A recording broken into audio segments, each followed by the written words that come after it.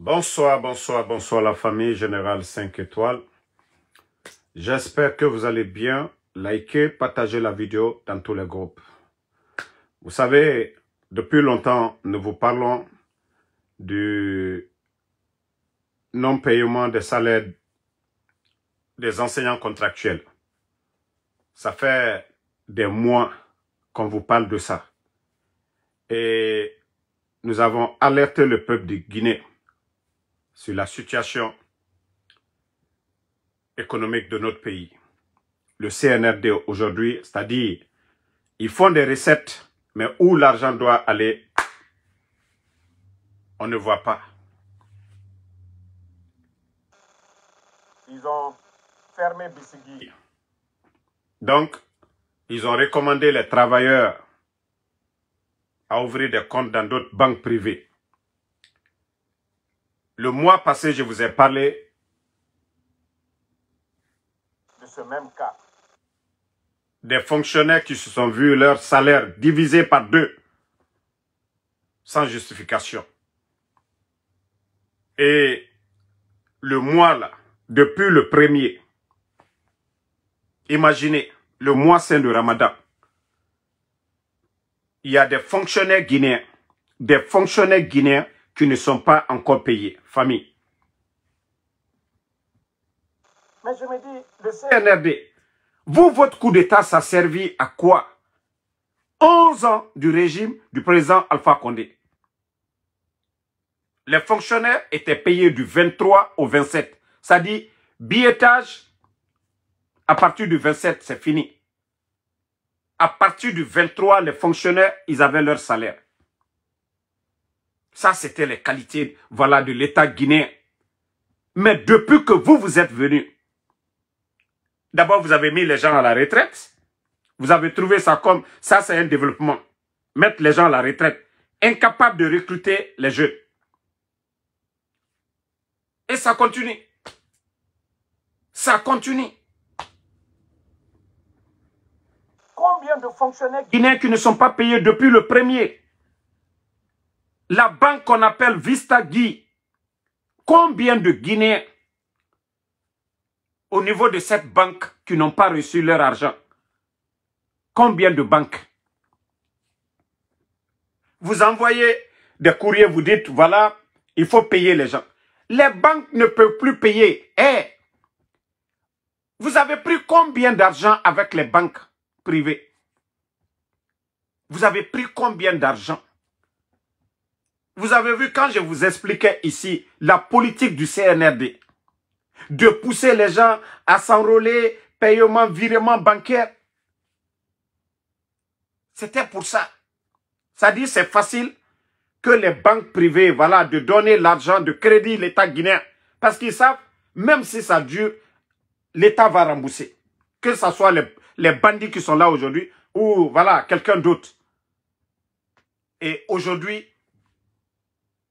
ils sont incapables de payer ces dettes. Les banques privées font ce qu'ils veulent. C'est-à-dire, on refuse de payer les fonctionnaires guinéens. Ah non, quelle honte, CNRD. Quelle honte. C'est ça votre bonne gouvernance? Vous qui êtes incapable de payer les fonctionnaires guinéens, vous allez créer quel projet dans ce pays? Et c'est pourquoi ils sont tous là, Simandou, Simandou, Simandou.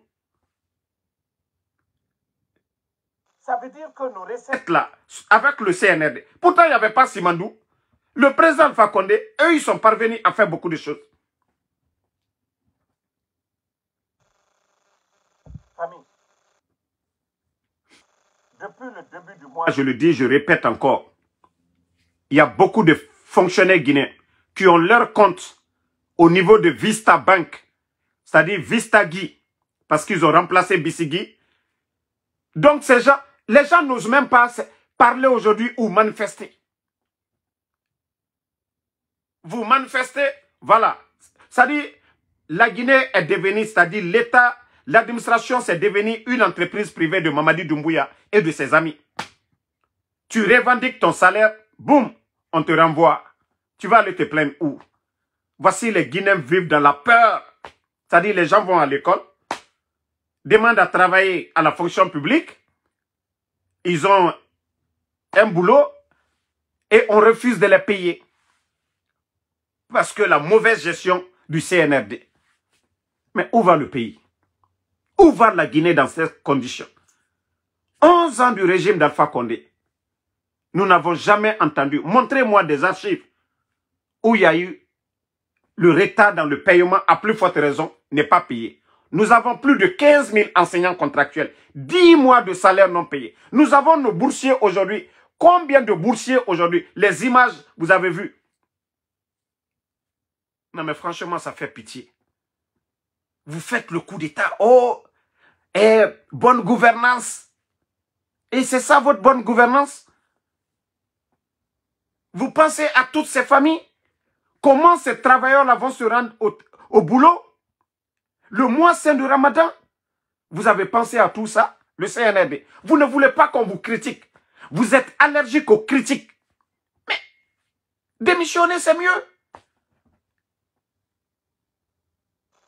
Vous ne voulez pas qu'on vous critique, vous dire que vous êtes incompétent.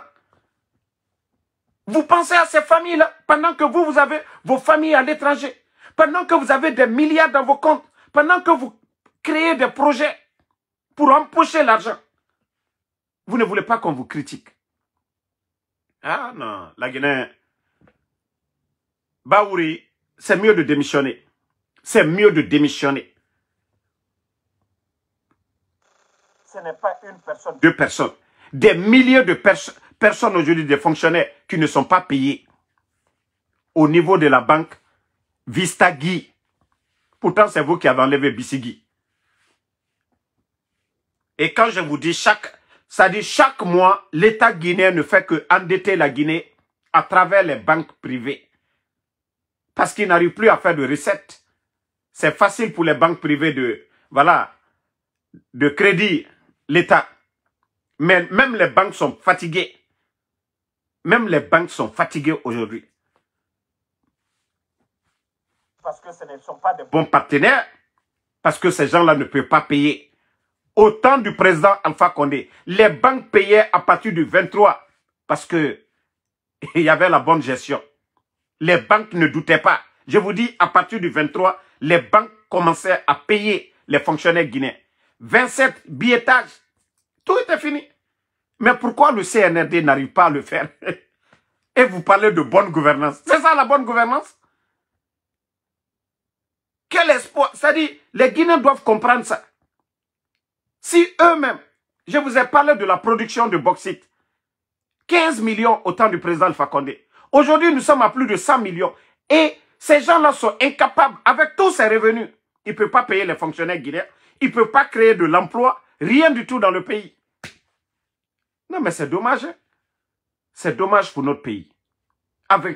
Vous avez multiplié la production de bauxite par combien? Ce que le gouvernement du président Alpha Condé gagnait, hier, vous avez multiplié par 10.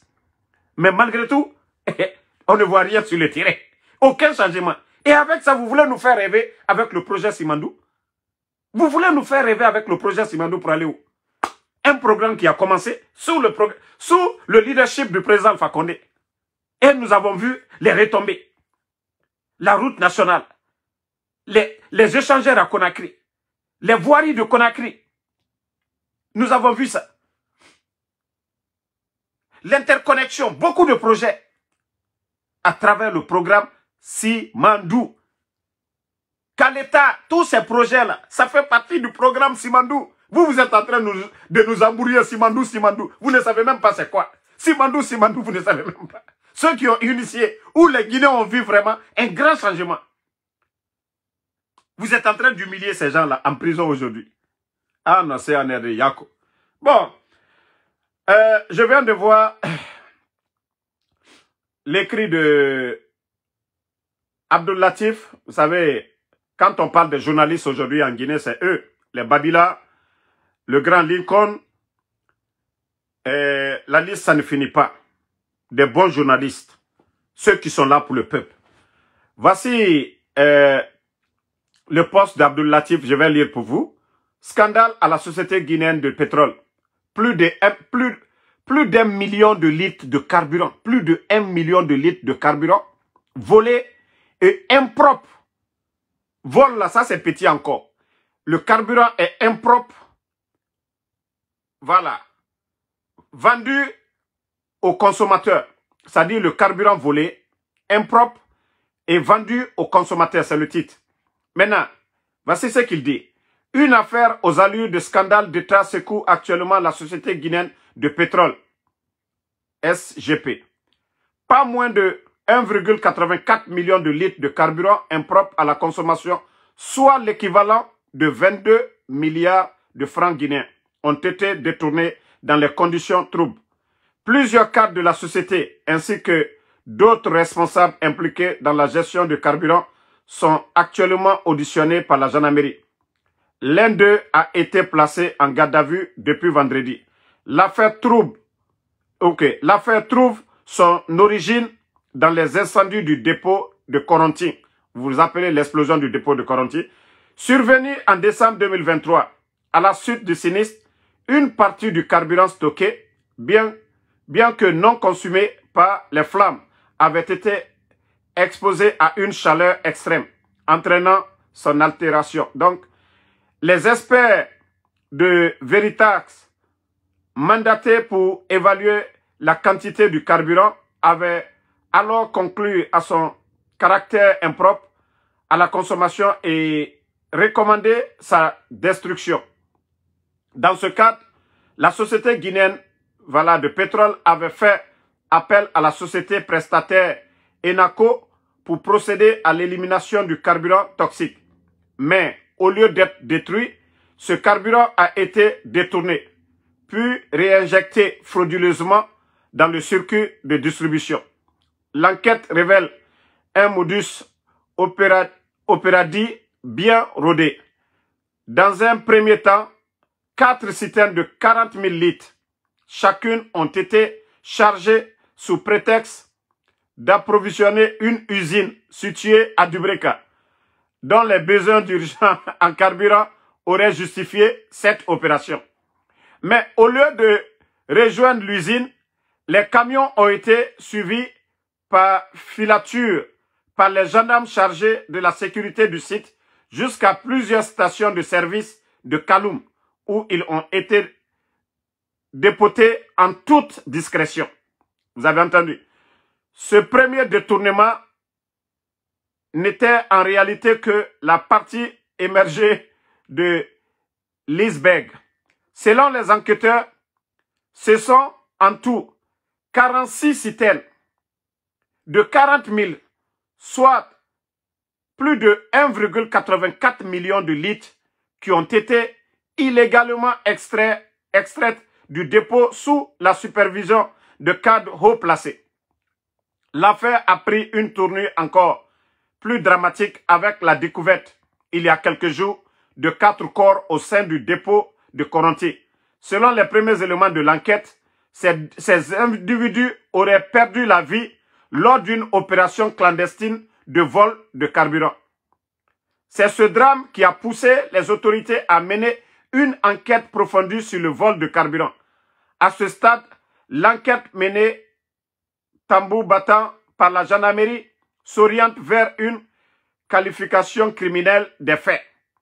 Les auditions se poursuivent afin d'identifier tous les responsables impliqués dans cette fraude massive qui pourrait avoir des répercussions à plusieurs niveaux de l'administration du secteur pétrolier guinéen. Pour l'heure, par souci de confidentialité et afin de ne pas aggraver l'enquête, nous nous abstenons de divulguer l'identité des personnes mises en cause. Voilà. Dépêche Guinée continue de suivre cette affaire et reviendra avec les nouvelles révélations dans les prochaines éditions. Voilà, affaire Abdoul Latif. Famille, vous-même vous avez entendu tout. Voilà, l'explication du journaliste. Il y a eu l'explosion du dépôt. Il y a des tubes qui contenaient du carburant et comme la chaleur était forte, donc ils ont dit voilà, ils vont vérifier si on peut continuer à servir ce carburant. Après enquête, ils ont dit non, qu'on ne peut pas consommer ce carburant. C'est impropre. Maintenant, ils ont appelé une entreprise pour détruire le carburant. Mais qu'est-ce que les responsables, pour vous dire, cela prouve à suffisance que nous sommes avec des malhonnêtes qui n'ont pas de soucis. C'est-à-dire, même si des millions de véhicules des gens allaient, les moteurs allaient se gâter, ce n'est pas leur problème. Au lieu de laisser l'entreprise détruire le carburant, il y a des... Non mais, vous savez, je vous ai toujours parlé que ces gens-là, ils n'ont pas pitié. Tout ce qui est dans leur cœur, j'ai dit le CNRD, c'est le rendez-vous de tous les faux types. Lorsque des vagabonds en Occident sont là, on les prend, on va les nommer. Ils rentrent pour aller voler. Ils ne vont pas pour arranger le pays. Vous avez vu? Donc, ils ont fait sortir plus de 46 citernes. C'est-à-dire, bon, normalement dans un pays sérieux, tous ceux qui ont eu des problèmes avec leur véhicule, des problèmes de moteur, pendant cette période, normalement, l'entreprise, la société guinéenne de pétrole, l'État guinéen doit rembourser ces gens-là. Je dis bien, dans un État sérieux, dans un État normal. Mais comme nous ne sommes pas dans un État normal, nous sommes avec des bandits qui ont pris le pays en otage, donc ils font ce qu'ils veulent. Comment vous pouvez prendre ce carburant qu'on dit non, ce n'est pas propre à la consommation, détruisez. Mais des bandits qu'on nomme par affinité, voilà, c'est devenu du business pour eux. Ah non, on peut vendre. Et ce qui est énervant dans tout ça, on nous dit d'abord qu'ils ont fait sortir 4 citernes. Que des gendarmes, enquêteurs, ils avaient vu ça. Pourquoi ces gens-là n'ont pas dénoncé? Pourquoi ces gendarmes-là, ceux qui ont vu les 4 citernes qu'on a, voilà, déchargées du côté de Kaloum, ces personnes-là, ces enquêteurs-là, ceux qui gardaient le dépôt, on doit les arrêter. Si on comprend bien, c'est comme s'ils ont reçu de l'argent, ils se sont tus. Vous êtes là-bas pour ne pas que ça sorte. Et dans l'enquête ici, dans l'explication de Abdul Latif, oui, ils ont poursuivi 4 premiers citernes, ils sont allés, ils ont déchargé. Et pourquoi vous n'avez pas arrêté les chauffeurs? Pourquoi vous n'avez pas demandé qui a autorisé à ce qu'on envoie ce carburant-là dans des stations? Voici la vérité qui est là. Mais si vous prenez les Guinéens comme si des gens n'ont rien dans la tête, hein? C'est comme si, d'abord, les gendarmes sont corrompus. D'abord, ils devaient arrêter ces citernes. Ces citernes ne devaient même pas sortir du dépôt. Et vous les laissez, vous les poursuivez. Ils vont, vous arrivez dans des stations, devant vous. Ils déchargent ça. Et vous êtes là, quand vous êtes des gendarmes. Non, mais ce pays est pourri, quoi. Ce pays, ça dit, il n'y a même pas de sérieux. Des gendarmes corrompus, des administrateurs corrompus, ceux qui sont là. Mais comment, la Guinée, atananaki, nere ramoter kanare, na période boom, atananaki, mere to fagameni, eto fure raminimeni, awa non diminer meni, mere nous sigama carburant na mouyende, les 4 corps qu'ils ont fait sortir, anoubara fini, mere nous sigama et carburant na mouyen. Et il y a eu l'explosion du dépôt. Le site doit être sécurisé. Mais pour vous dire que non, il n'y a pas de sérieux dans ce pays. Ils ne contrôlent rien. La Guinée bara fini. Ça dit État Mara Sonogo, État Mara, Jengnara, Nagane Kene et Nana Nabama. Il n'y a pas de sérieux. Sérieux Yomuna. Donc, je vais vous laisser. C'est le mois de Ramadan. Voilà. Et on se reprend ce soir, Inch'Allah, après la rupture. Bonne soirée à tout le monde, famille. Franchement, ce pays fait pitié. Hein. La Guinée mérite mieux. Voilà. La Guinée mérite mieux. Hein. La Guinée mérite mieux. Il faut vraiment... C'est pourquoi je vous dis le mérite. Si nous ne mettons pas des cadres guinéens, c'est-à-dire des responsables, des gens capables de gérer ce pays-là, la Guinée est foutue à jamais. Ça dit explosion et vous entendez ce détournement. On attend des scandales de détournement à tous les niveaux. Corruption à ciel ouvert. Corruption à ciel ouvert. Pourtant, c'est le CNRD. C'est eux qui nous parlaient ici. La lutte contre la corruption. La criette. Oh, c'est fini la corruption. Oh, les détournements. Poro. Non, Dieu Mouyagima. Non, si le ridicule tuait, le CNRD, autant, au fincar Nantonguma, où il était Fara, il y a Guinanaki, dans l'histoire de notre pays, ce qu'on n'a jamais entendu. Voilà, ce que nous n'avons jamais entendu, c'est ce que nous sommes en train d'apprendre chaque jour sur le CNRD. Vous allez condamner qui? C'est vous qui vous êtes venu, vous avez modifié la société guinéenne de pétrole. Vous avez tout modifié, vous avez mis vos hommes. Et c'est ça la gestion du CNRD. C'est ça la gestion du CNRD. Même des enquêtes pour dire, voilà, les raisons de l'explosion du dépôt jusqu'à présent. Antina, il n'y a pas eu d'enquête. Les sinistrés sont là-bas. Il n'y a pas eu d'aide pour les sinistrés. Rien du tout. Et vous êtes à l'aise avec ça. Ça ne vous dérange pas, ça ne vous dit rien. En tout cas, bonne soirée à tout le monde. On est ensemble. À ce soir.